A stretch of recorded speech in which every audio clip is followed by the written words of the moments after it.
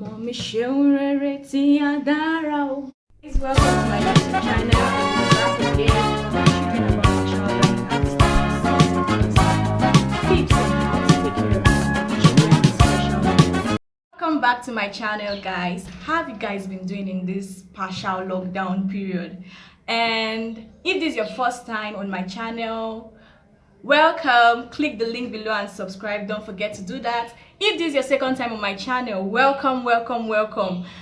Click the link below and subscribe. Don't forget to subscribe. If this is your third time on my channel, click the link below and subscribe. Thank you so much for the views of last time. So today, let's get on to today's topic. This episode is about all the reasons why we should educate our children about the Child Rights Act, and I'll be focusing mainly on the Nigerian Child Rights Act. The Child Rights Act is not enacted in all the states yet. I feel like they have like an evil agenda not to enact this. Do you know why I feel so? Like they still want to keep on doing things like child marriage and stuff like that. So all the reasons why you should enlighten your children, tell your children about the Child Rights Act. First, they are individuals. Tell them about the Child Rights Act. Give them this sense of dignity, like, oh, I have like a right which protects me and all. Second is responsibility. The Child Rights Act provides for responsibility, not just to the country but to the parents. Like in a section of the Child Rights Act, it states that the responsibility of a child is to respect his parents. I'm like, what? This is in the Child Rights Act? And I'm like, oh my God, I didn't actually know that. There's so many reasons why you should educate your children about the Child Rights Act. And then it provides for a right of a child, for goodness sake.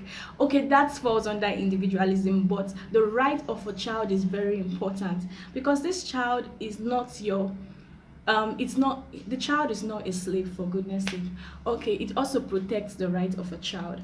The Child Rights Act seeks to protect the right of a child. I think that's the number one thing when you even see, that's the number one thing when you open the Child Rights Act, you see such. Educating children about the Child Rights Act is the most fundamental thing to do.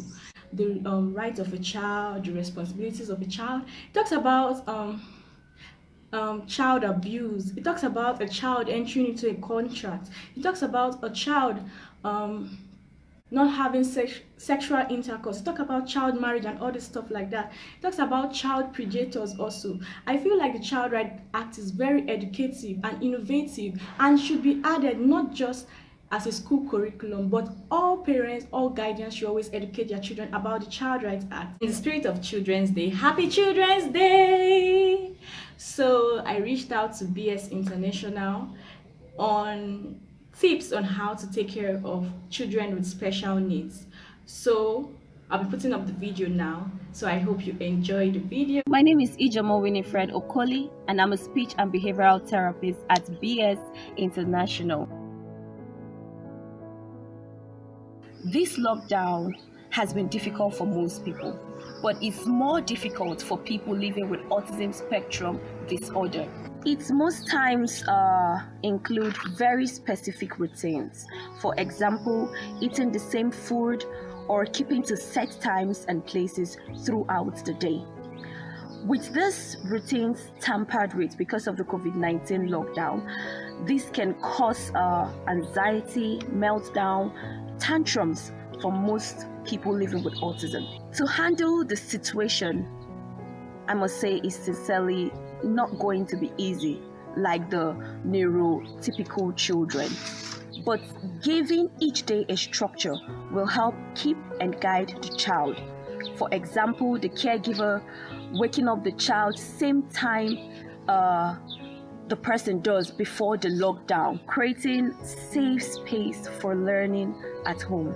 This will help the child to have the feeling of school at home. The child tends to carry out educational tasks and activities there by using his or her individualized educational plan. It is also good to get helpful tips and resources from the child's therapist. And as a therapist, being available online to provide e-learning support for the child will be really needed. By doing this, it will help reduce the tension and fright from the parents, and also help the child to achieve his or her IEP goals even during the COVID-19 lockdown.